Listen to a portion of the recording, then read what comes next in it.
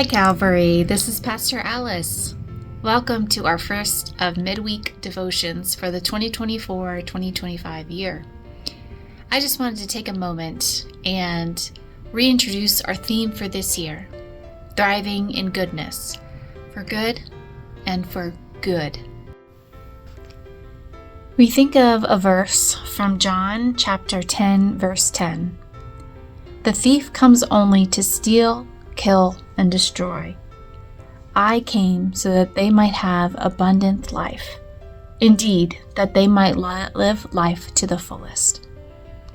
There are so many things in our world that can steal, kill, and destroy. Steal our time, kill our joy, destroy our ability to live tethered to our goodness. And there are many ways, many small ways, habits, practices that we can do to remain tethered to our goodness, to remember that we were blessed by God when humanity was created, that we are not just called good, but very good, tov miod in Hebrew. And this is a very powerful blessing from God, but there is nothing we can do to increase or decrease our goodness, that we are made very, very good. And to live as followers of Jesus, we need to dwell within our created goodness.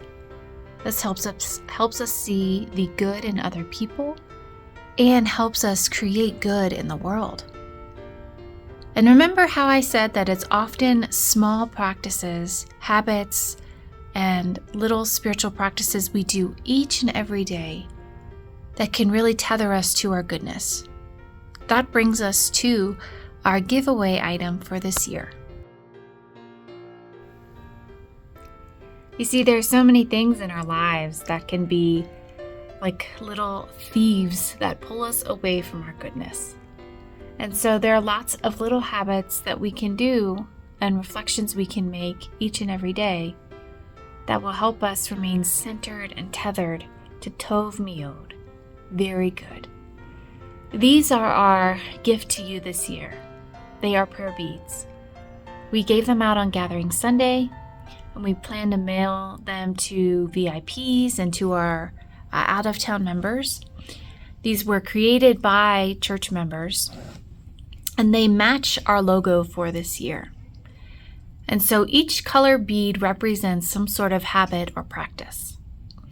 We have center and connect. We have release and receive, remember and dream, wait and cultivate, hold fast and reorient, reflect and respond, acknowledge and absolve, lament and rejoice, bless and challenge. And depending on the events in our lives, where we are in our lives, the things that have happened that day or that week, a different practice may come to mind as more useful. Do I need to center in this moment, or do I need to connect in this moment? Do I need to hold fast, or do I need to reorient myself to something new? As we go through the year, we will spend 1 month on each pair of words. And so we will have abundant time to practice this abundant goodness of ours. And our midweek devotions will focus on each word in our 18 words for this year. And you'll notice that I'm sitting in front of my plants in my office. Yes, some of them have brown crispy leaves and need some tending too. But this is an intentional choice of mine. The video following this is called Sacred Space. And author and contemplative activist Christine Sign, she is Australian, and she is going to talk about her sacred space of her garden and what it means for her in centering with God. As you watch this video, I encourage you to think about the ways that you center. Maybe it's not a garden, but maybe it's something else. Maybe it's music or time with friends or prayer outside, walking around. I want you to think about those things, and I want you to see if you are able to practice that once in this coming week. Just once. See if you can carve out some time and center in your beloved goodness.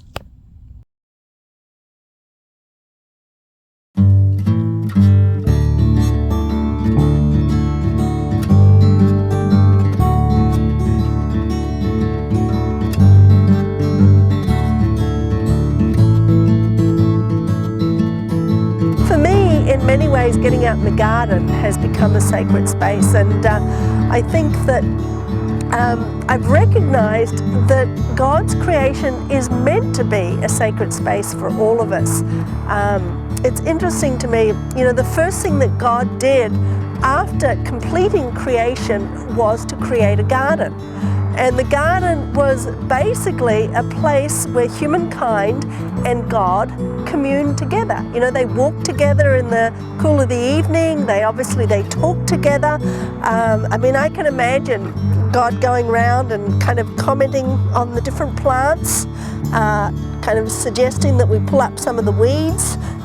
And even more than that, I am a keen gardener and have become more and more keen over the last few years as I've started to realize the ways that the story of God is lived out in the garden. It has been in many ways the most faith-affirming aspect of life for me, and I think that it's one of the reasons that I like to think of the whole of creation as a sacred space, because I think that it is the place where we can really interact with God in a very and the story of God in a very real and practical way. Every time I plant a seed and watch it burst into life, I see the affirmation of the death and resurrection of Christ. I've just planted some bean seeds here, and you can see them, sprouting into life. And you think the miracle of life, life that comes out of death. Basically these seeds last year, I grew beans and I got these seeds that, basically were dried and dead and shriveled. And I put them in the ground, and the next thing you know, they're being resurrected.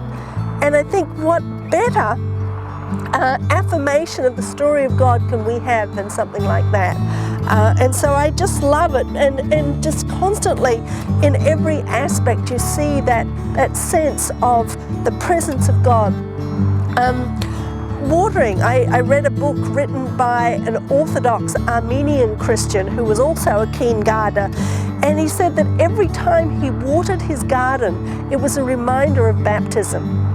Because he said that, when you pour water on the ground, it's like it's giving it new life. There is that renewal of life, which is that enactment of baptism. And I thought, wow, what a wonderful kind of symbolism to think about.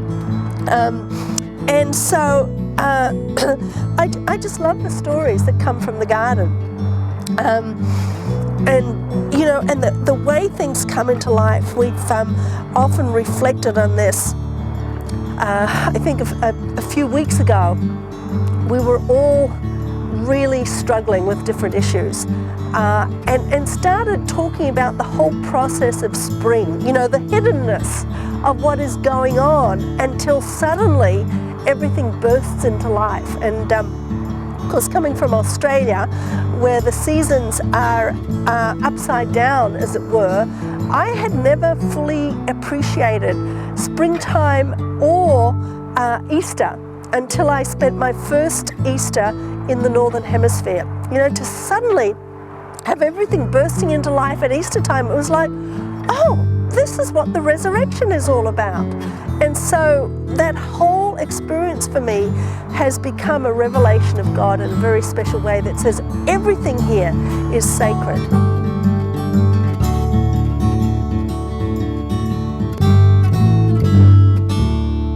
I'm sure you're going to love this. I'm going to show you the compost pile. The worm bin. Okay.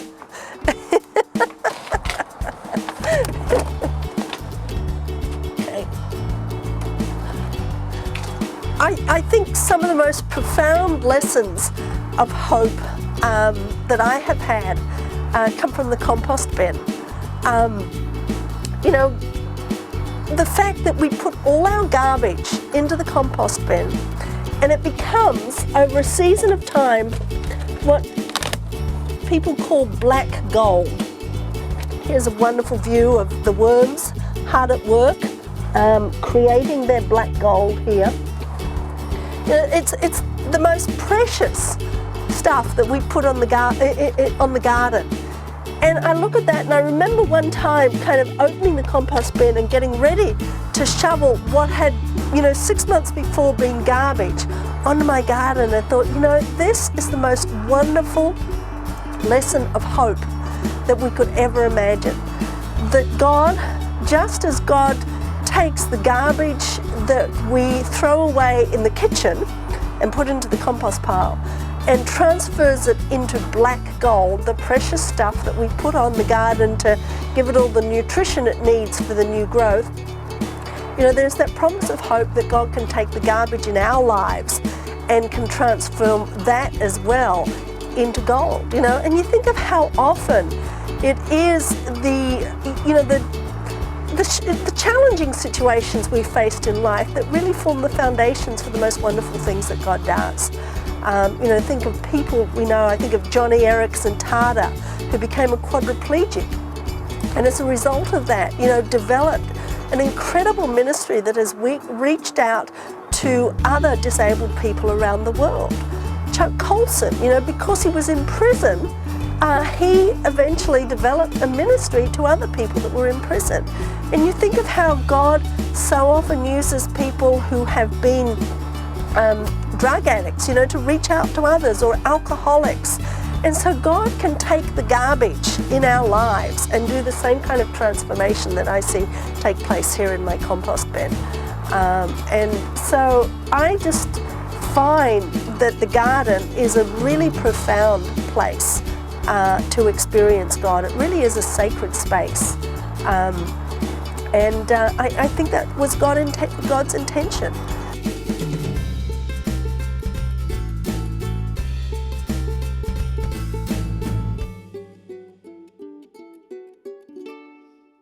I think that God's intention is that all of us do have special spaces in which we meet together with God, in which we pray, in which we commune with God in special ways. But I don't think that we need to have special places for that to happen. I think that any place can become a sacred space. I think that, a sacred space is a place where we intentionally commune with God, where we intentionally notice the presence of God or notice the activity of God around us and give thanks for it, praise God for it, and in some ways get involved in it as well. And so, any part of this garden or any part of, God's world really can become a sacred space if I want it to be, or if anybody else wants it to be too. Why do we need a sacred space? Well, I think sacred spaces, by definition, a sacred space is a place in which we encounter God. And so we need, I think all of us like those kinds of sense of this is where I encounter God. And so that's why people have a tendency to develop special sacred spaces. But as I said, God is everywhere and we can encounter God anywhere at all. And so we need to recognize the sacredness of every place that God has created and the fact that we can interact with God. Pray, I suppose you could say, because to me, as I said, interacting with God is prayer.